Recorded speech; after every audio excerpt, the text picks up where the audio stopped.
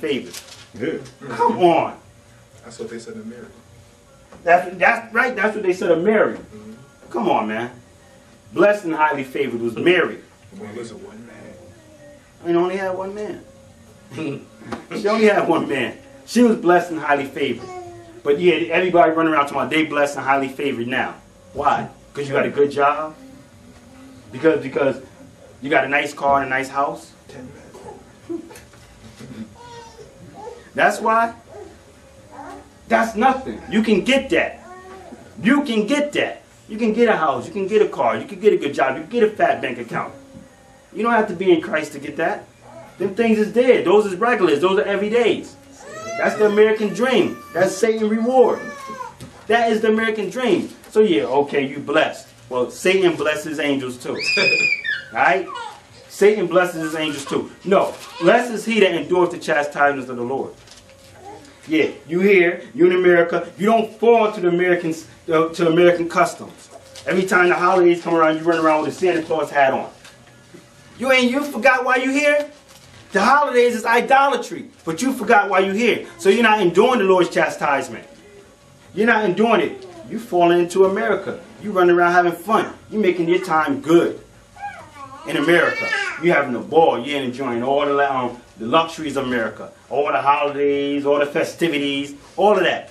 You making your time pass by good. You ain't trying to think about affliction. Yeah, I'm thinking about affliction. I'm considering affliction. I'm considering why we here. What did we do to the Most High? Yeah, idolatry, fornication, all type of spiritual wickedness. The same things that's here in America, the same things that you partake in, but yet you say you're blessed. Who's blessed, Doc? Read it again. Psalms 94:12. Blessed is the man whom thou chastenest, O Lord, and teachest him out of thy law. Teaches him out of thy law. That law is right here. Again, that word law pop up again. That word law pop up again, and people have a problem with law. There's no problem with the law. The problem is with man.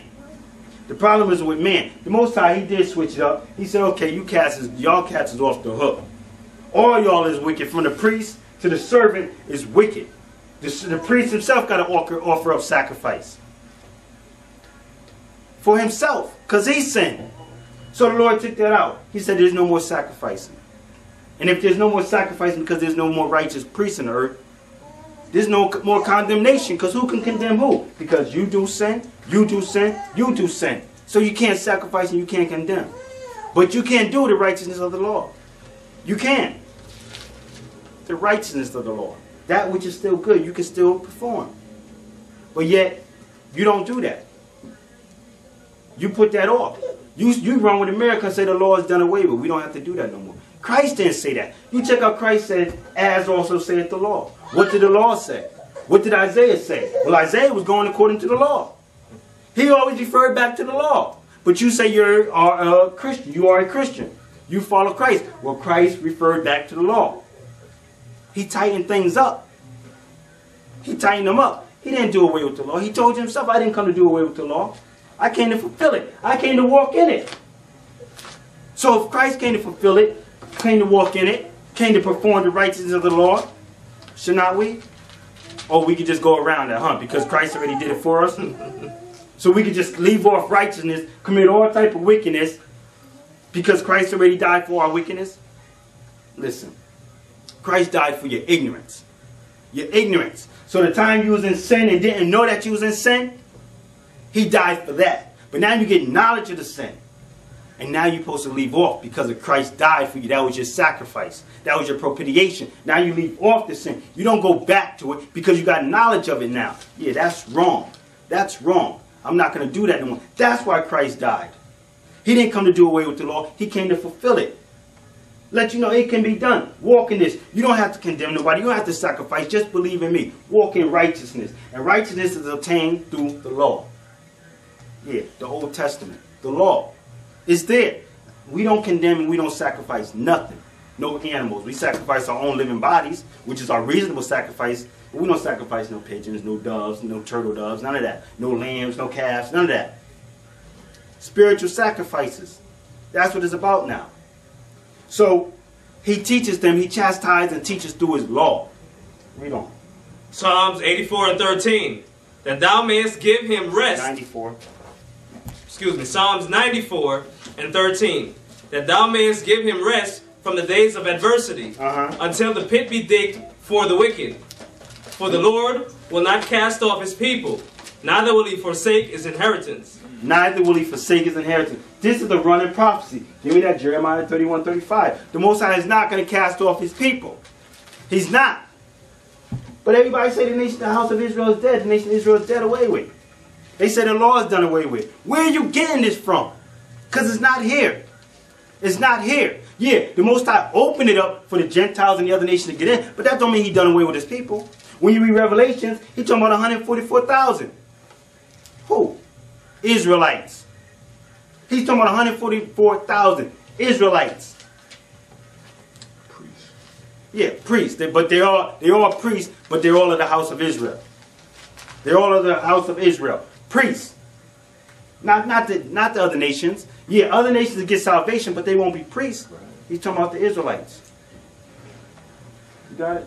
Jeremiah 31 and 35. Thus saith the Lord, which giveth the sun for a light by day, and the ordinances of the moon and of the stars for a light by night, which divideth the sea when the waves thereof roar. The Lord of hosts is his name. Right. If those ordinances depart from before me, saith the Lord, then the seed of Israel also shall cease from being a nation before me forever. Right. So the brother just read, for the Lord will not cast off his people, neither will he forsake his inheritance, the nation of Israel.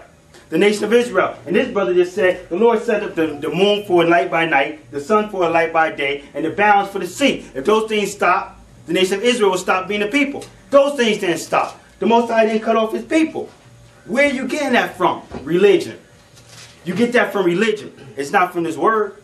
That's why I said, read it for yourself. Stop running to the churches to have people preach to you lies. It's okay if you got a preacher. It's okay. But make sure you read for yourself so nobody could beguile you. So nobody can trick you. So nobody can lie to you. That's the problem. Don't nobody want to read. Everybody rather be lied to. Everybody rather be lied to. Give me that Isaiah 30. Everybody rather be lied to. They don't want the truth. I'm coming back to you, Al.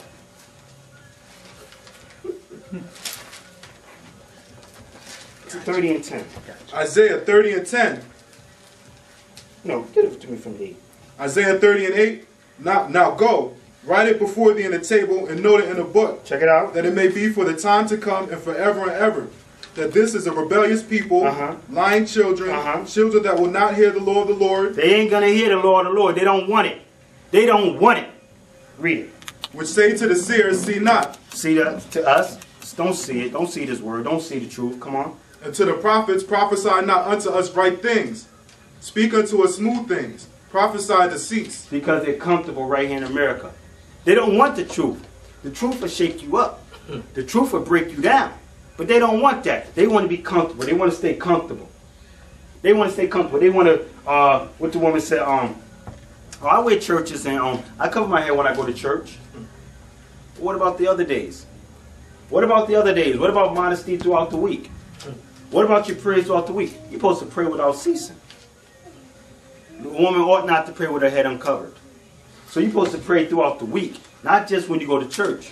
This is week in, week out, day in, day out. Continual. But they rather just, when it's convenient, when I go to church. That's the only time I pray. That's the only time I wear a dress. I see you. You come out to church, you got your dress on, you run home Sunday. I mean, you accept Sunday's your Sabbath. Sabbath is a 24-hour, one full day. You go to church 3-4 hours with your dress on, your hat on. Then you go home, switch up, throw your pants on, go out shopping, go do all the things. That's not in here. That don't line up with the Lord's Sabbath. Bad enough you done changed the Lord's Sabbath from Friday sundown to Saturday sundown to Sunday in the morning for a couple hours. Then you pollute it with all your other madness. The Lord say, don't do no work. Don't do no shopping. Don't do these things on the Lord's day. Keep the day holy. That's what the Lord said, but you pollute it. Not only did you change it, you also pollute it. So where you at? What are you doing? And who taught you that? Religion. You understand where I'm coming from? Do you understand where I'm coming from? Because the Lord said, back in Baruch, my children suffer patiently the wrath that has come upon you. You're supposed to be here in wrath and punishment, suffering. What this is all about. In the face of the heathen, walking in Christ. Yeah.